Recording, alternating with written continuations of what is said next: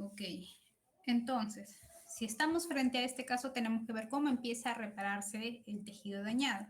Lo primero que va a pasar en el proceso de organización y reparación va a empezar a, de alguna manera, organizarse en forma de tejido de granulación.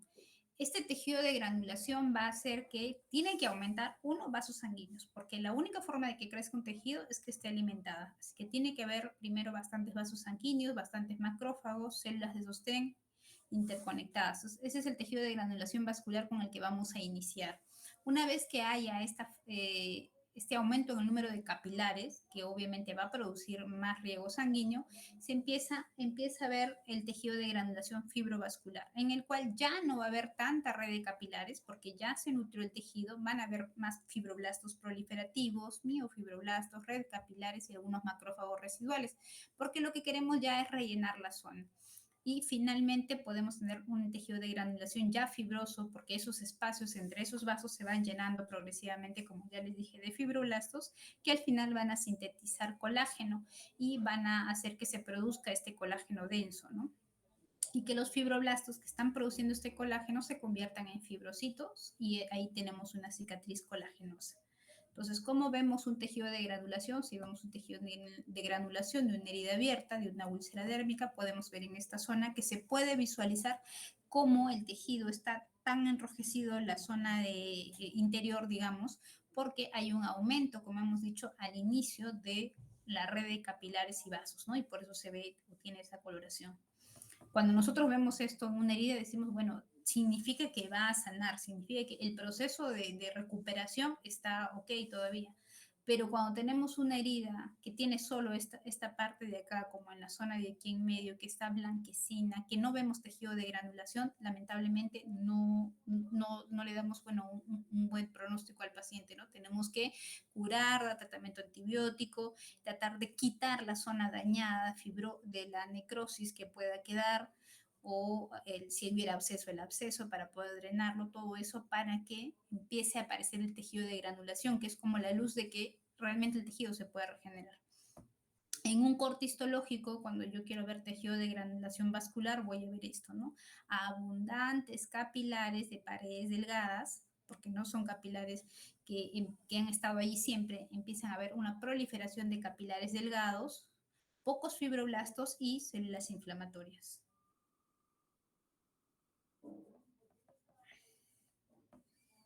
Y entonces puedo ver también estos capilares de paredes delgadas en estas zonas y pocos fibroblastos. Cuando ya se vuelve más vascular, ya veo que el número de capilares ha disminuido, encuentro ver más células mononucleadas residuales y empiezo a ver estos fibroblastos, ¿no? Eso es cuando ya es fibrovascular el tejido de granulación.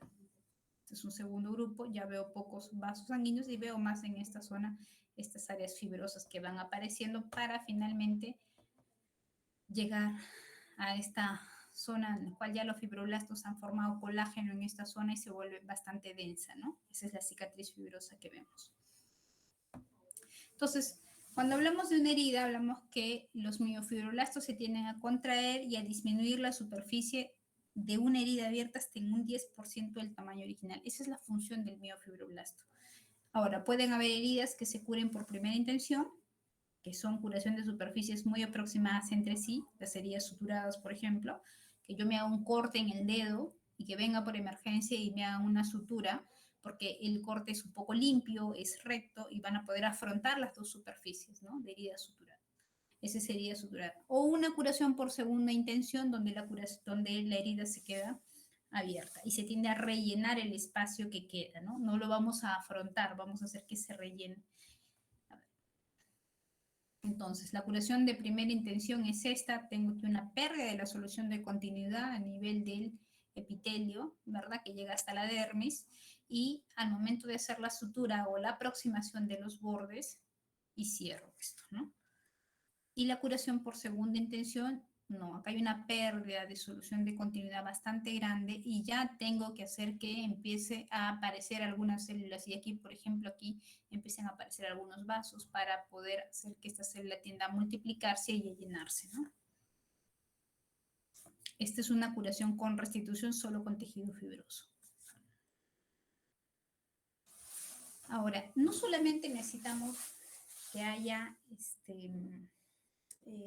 no solamente necesitamos que algunas células de alguna manera echen mano a lo que es una correcta reparación, también tiene que ver mucho el estado del paciente, cómo está el paciente en ese momento. Por ejemplo, ya sabemos que una herida en un paciente diabético definitivamente no va a curar con la misma facilidad y rapidez que un paciente normal, ¿verdad? Entonces hay factores locales y sistémicos que influyen en la curación de las heridas. Dentro de esos tenemos pacientes con una nutrición inadecuada, van a dificultar la reparación, paciente desnutrido o paciente obeso, ¿verdad? También es difícil. Los pacientes obesos o desnutridos son los pacientes que no cierran las heridas operatorias, que tienden a abrirse y a infectarse. Entonces, una nutrición inadecuada va a dificultar la reparación. La isquemia tisular dificulta la reparación también. Las infecciones van a hacer que se produzca una lesión tisular continua y los cuerpos extraños a veces favorecen a la inflamación. Las radiaciones reducen la capacidad de reparación, el que haya una zona denervada también va a dificultar la curación, los corticoides o esteroides van a entorpecer la formación del tejido de granulación y ya, como les he dicho, la diabetes va a asociarse a mala curación de las heridas. ¿Cuáles van a favorecer la curación? Uno, la eliminación de tejidos muertos para facilitar la posición de tejidos sanos y otro, la administración de antibióticos adecuados en el lugar de la infección en caso de que el paciente tenga una infección. Entonces, eso quería hablarles con respecto a inflamación y reparación. Otro tema que ya es pequeñito, que tiene que ver con los factores de crecimiento celular. La exposición de sus compañeros ha sido bastante amplia y han podido hablar de bastantes mecanismos y de cada uno de los factores de crecimiento celular. Yo voy a hablar solo de los más, de los que más usamos para reparación, ¿ok?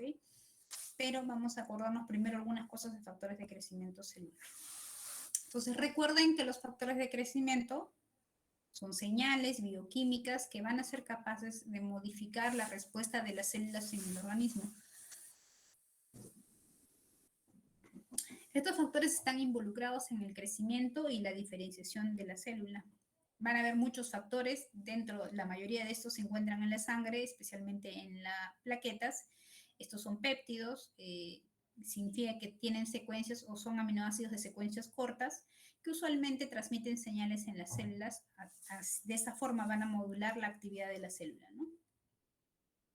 Son proteínas solubles que actúan de mediadores biológicos naturales, siendo responsables de varios eventos celulares, como son, ya hemos dicho, la mitosis. Por eso es que factores de crecimiento celular se ha estudiado muchísimo en estos 10 años porque tiene que ver con proliferación celular, tiene que ver con cáncer. Ya saben, cáncer es una proliferación celular incontrolada.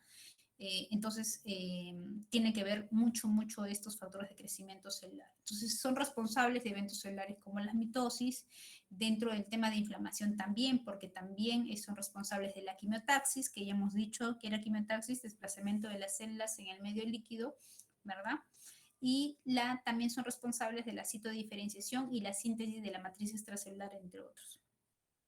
Entonces, estos factores de crecimiento ejercen varios efectos sobre los procesos de reparación y regeneración que hemos visto. Y, por ejemplo, son considerados los iniciadores de los procesos de cicatrización. Entonces, la síntesis de estos factores de crecimiento se encuentra mediada por receptores de membrana específicos en cada superficie celular, como todo en el organismo. Tiene que haber un receptor siempre, sobre los cuales a su vez ellas actúan promoviendo una proliferación, dependiendo celular, o una inhibición en diferentes situaciones. Entonces, ¿cuáles son los mecanismos de acción celular? Ya hemos dicho que hay 3 formas, ¿no? Primero, autocrino, en el cual el factor de crecimiento secretado actúa sobre la misma célula. Una forma paracrina, en el cual el factor secretado actúa en la célula vecina. Y un factor endocrino, en el cual se da la comunicación entre una célula y otra, pero va a utilizar un medio de transporte, que es el torrente sanguíneo. ¿Cuál es el fin común de todo esto? Estimular a determinada célula a crecer o a proliferar, ¿no? Entonces, eso acuérdense muy bien de cara al examen, cuáles son los mecanismos de acción celular. Y dentro de los que vemos en reparación, tenemos este que es el factor de crecimiento derivado de las plaquetas, que ustedes ya saben que su origen principal son las plaquetas, células endoteliales y también se encuentran en la placenta.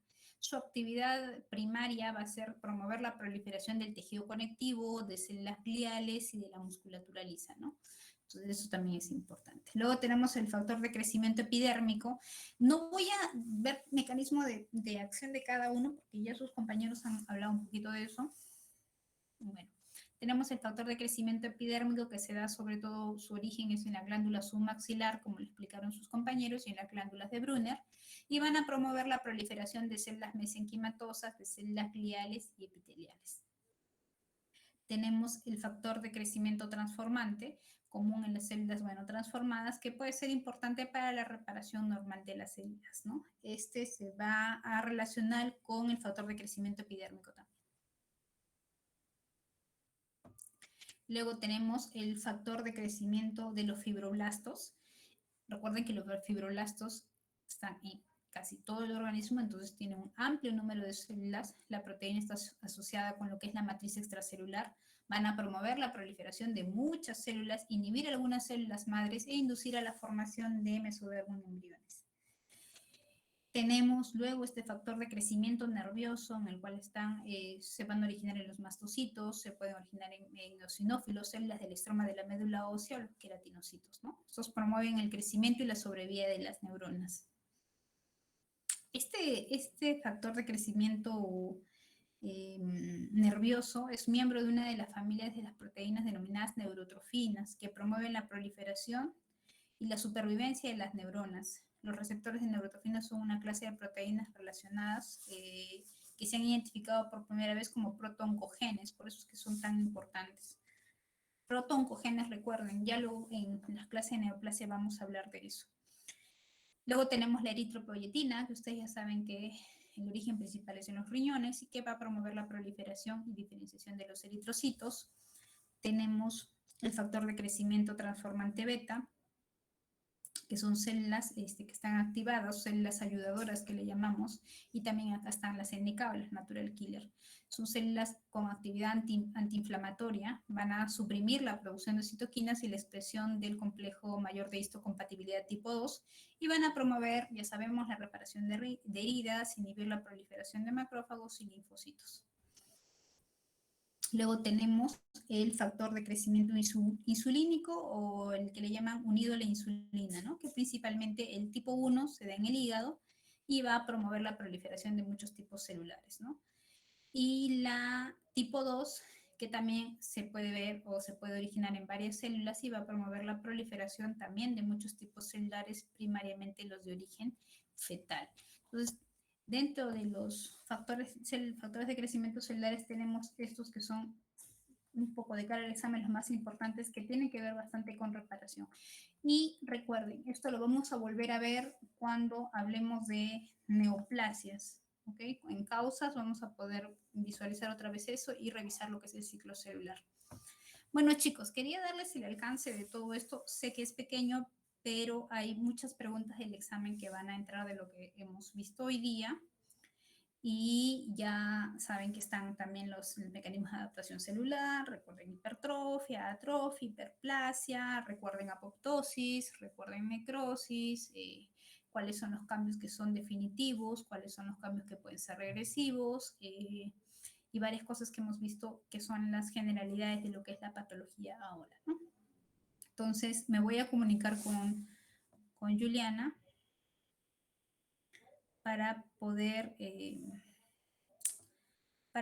ver qué es lo que vamos a hacer o cuándo vamos a ver la hora, sobre todo del examen. Es un examen sencillo, el práctico es el más sencillo todavía. El teórico de repente por la cantidad de temas que hemos visto, pero como son preguntas simples, no estoy haciendo preguntas complicadas, son de selección múltiple, deberíamos avanzar en buena forma y terminar todos con una buena nota, ¿no? Entonces, Juliana, yo voy a entrar ahorita a reunión. Juliana, por favor, me avisas si hay algún acuerdo con tus compañeros para la hora, ¿ok? Sí, doctora, yo le comunico.